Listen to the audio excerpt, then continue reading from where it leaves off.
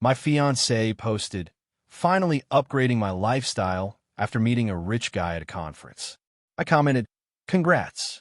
Then I canceled the wedding venue and told everyone why. Her frantic calls when his wife reached out to her. Original post. I, 32 male, am, or rather was, engaged to Clara, 29. We've been together for 4 years. Our wedding was supposed to be in 9 weeks. 9 weeks. I'm a data analyst. I look at patterns. I'm practical. Maybe that's what she found boring. I always thought it made me reliable. I make good money. Our life was comfortable. We were saving for a house. I was paying for the majority of the wedding, with her parents contributing a small, set amount. I'm organized, so I was handling all the vendors and contracts. This past weekend, Clara went to a 3-day Women in Leadership conference. She's in marketing, and her company paid for it. I was supportive. Genuinely. I drove her to the airport. We were texting like normal. Then last night, Saturday, her text got slow. I figured she was busy, networking. And oh boy was she. Around 10 p.m., I was scrolling through social media. A new post from Clara. It wasn't a story, it was a permanent grid post. The picture, her, clinking a champagne flute with some guy I'd never seen. He was older, maybe mid-40s, wearing a watch that probably cost more than my car. They were on a rooftop bar, city lights behind them. She was glowing in a way I hadn't seen in a while. But the picture wasn't the gut punch. The caption was, Clara understands her living, finally upgrading my lifestyle. Winking face, so amazing to connect with people who see your worth. Hashtag New Horizons, hashtag networking, hashtag worth, hashtag upgrade. I stared at it. Upgrading my lifestyle. She wasn't talking about a new job. She was talking about him, the guy in the photo. And I was the lifestyle she was upgrading from. The winking emoji. She was proud of it. I felt cold. Not hot, not angry. Just ice cold. My hands were perfectly steady. The last 4 years clicked into place. The little complaints about my safe car. The size when I suggested a local vacation instead of an international one. The networking she was doing. I opened the comments. Her friends are already there. Yes, girl, get it. Who is he? Eyes. That's a serious watch.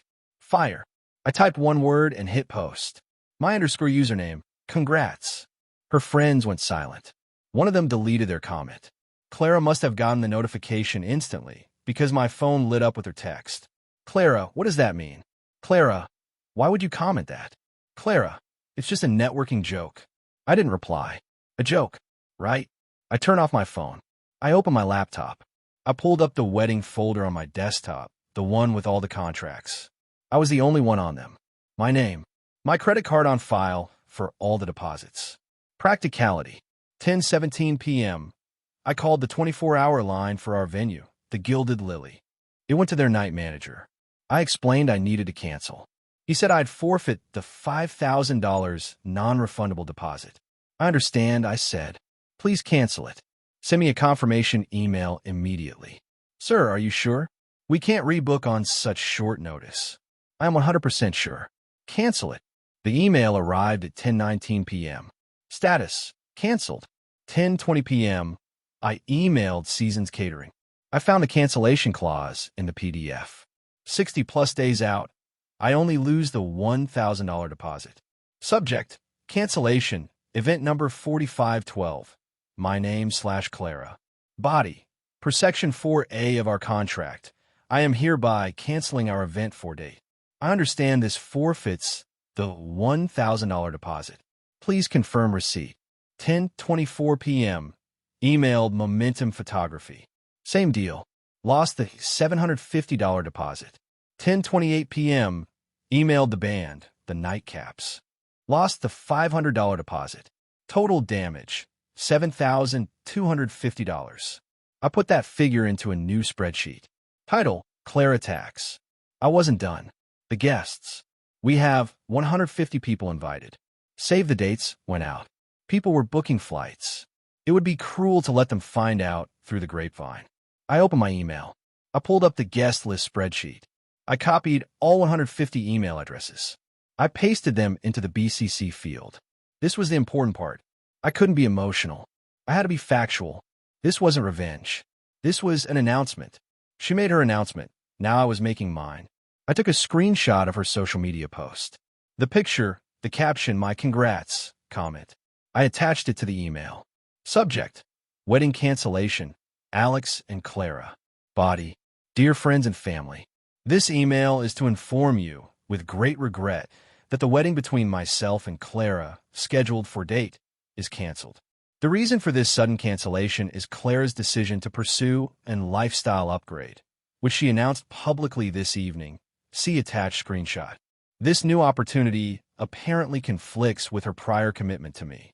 I have already informed all vendors, the Gilded Lily, Seasons Catering, etc., and absorbed the non-refundable deposits, so you do not need to worry about any of them. To those of you who have already made travel or accommodation arrangements, I am profoundly sorry for the inconvenience and expense. I'm just finding this out myself and wanted to let you know as soon as possible. Please do not contact Clara, as she is enjoying her conference and focusing on her new horizons. All queries can be directed to me, though I ask for some patience. Sincerely, Alex. My finger hovered over the send button for maybe 10 seconds. I thought about the humiliation, the waste, the lie. I clicked send. Then I logged out. I packed a week's worth of clothes in a duffel bag. I grabbed my laptop, my toothbrush, and my copy of the lease. Our apartment is mine. I leased it a year before she moved in. She's not on it. She pays me an agreed-upon share every month, but it's not rent. It's just a contribution. I walked out, locked the door, and drove to my friend Ben's house. I got there around 11:30 p.m. He opened the door, saw my face and my bag. Man, what happened? You look like you've seen a ghost. Something like that. Can I crash here? I just cancel my wedding. As I said it, I turned my phone back on, just to see. It was a nuclear meltdown. 19 missed calls from Clara. 8 missed calls from her mom, Diana. 3 missed calls from her maid of honor, Tasha. And over 50 text messages. All variations of, "What did you do? Call me now. You're insane. How could you humiliate me like this?" The last one from Clara just came in. "Clara, that post was a joke, you psycho. A joke. You just ruined my life over a joke." I looked at Ben. She says it was a joke. He read the screenshot. A joke with a guy named Julian Vance, the CEO of Vance Tech. Dude, that's not a joke. That's a business proposal. You want a beer? Yeah, I said. I really do. I put the phone on silent. This is just the beginning. Update 1. It's been 3 days. I'm still at Ben's place, working from his kitchen table. My boss was incredibly cool about it. Just said, take the time, log what you can. The fallout has been explosive. My family and friends are 100% on my side. My mom is furious in that quiet, terrifying way. My dad just said, son, that $7,250 is the best money you'll ever spend. Ben has been a rock, filtering calls and making sure I'm eating. Clara's side is a different story. It's a masterclass in deflection and entitlement.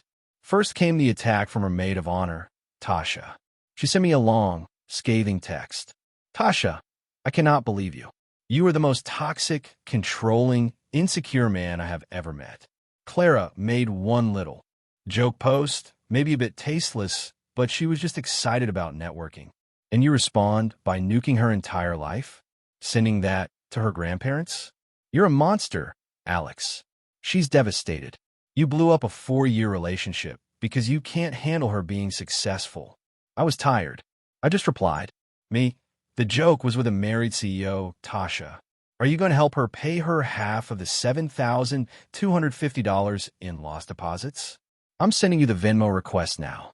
She blocked me, but I did send a request for $3,625 to both her and Clara.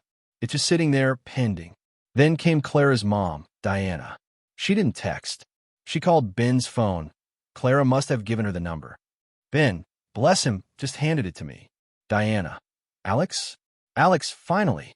You need to stop this right now. Me? Stop what, Diana? There's nothing left to stop. It's done. Diana, you need to send another email. You need to retract it. Tell everyone you misunderstood. That you were emotional. You have humiliated my daughter. You have humiliated my family. Me? Diana. Clara posted a picture with another man, bragging about her upgrade. She humiliated me. I just informed the guests that the party was off. Diana. She's a young woman. She gets excited. This man, Julian, he's a very important mentor. She was just celebrating her new opportunities. You've probably ruined that for her now, too. You've taken her words and twisted them into something ugly. Me, the only person who thinks upgrading my lifestyle is a mentoring term is you, Diana. I'm sorry this is embarrassing for you, but I'm not the one who cheated. Diana, she didn't cheat. You don't know that. You have no proof. You're just petty. You're punishing her for being ambitious. You were always trying to hold her back. Me, right? Is that why I was paying for 80% of her ambitious wedding? I'm done with this conversation. Goodbye. I hung up. The holding her back line, that one stung. All I did was try to build a life with her. But the main event, the title of this whole disaster, it happened last night. See, that email I sent? The one with the 150 BCC guests. I didn't know who was on it. I just copied the list. Well, one of my dad's old work buddies, a guy named Mark, replied to just me. Mark, Alex, this is awful. I'm so sorry. I have to tell you something. That man in the picture, Julian Vance. I know his wife, Eleanor Vance. They live in my neighborhood. They are very, very married. 2 kids, high school and college. As far as I know, they're not separated. I felt she should know. I forwarded your email to her. The screenshot, your explanation, everything.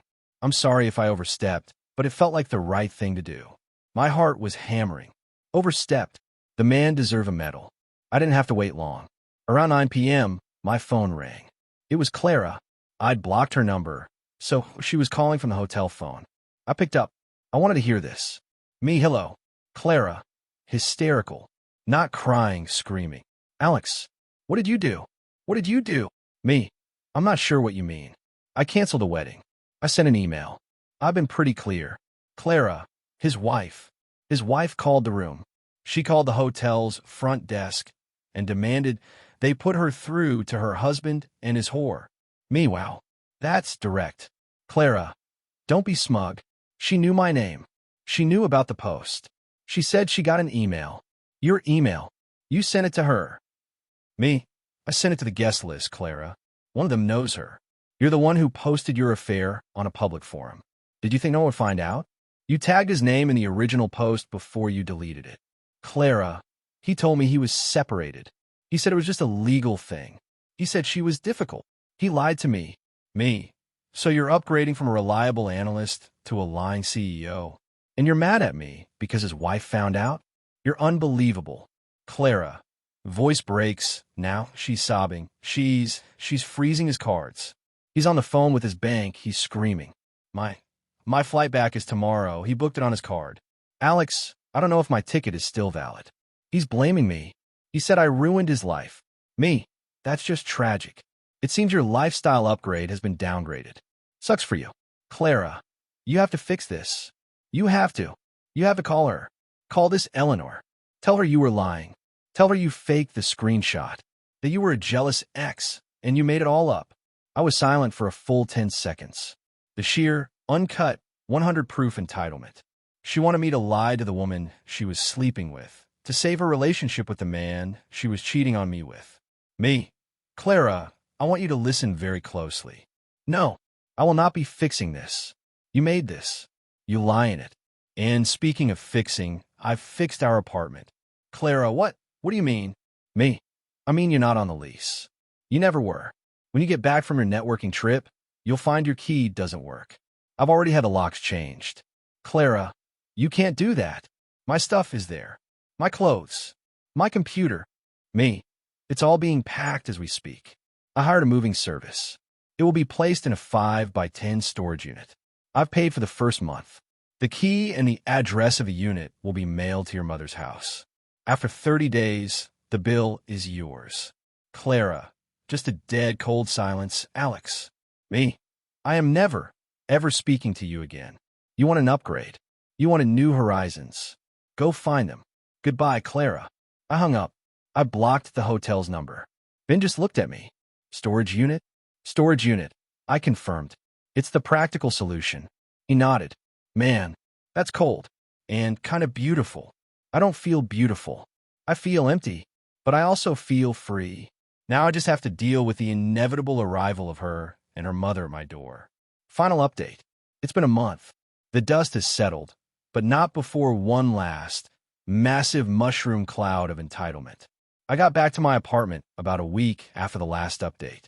The movers had done their job. The place felt sterile. All her little knickknacks, her 50 throw pillows, her scented candles gone. It was just my stuff again.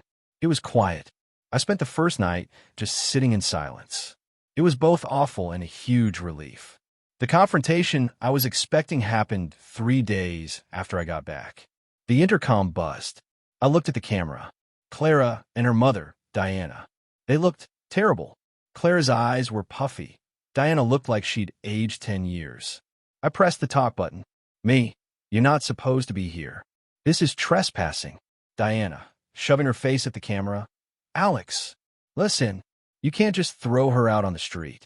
This is inhumane. Me, she's not on the street. Her belongings are safe and insured in a climate-controlled storage unit. The key was delivered to your mailbox via certified mail 3 days ago. I have the receipt.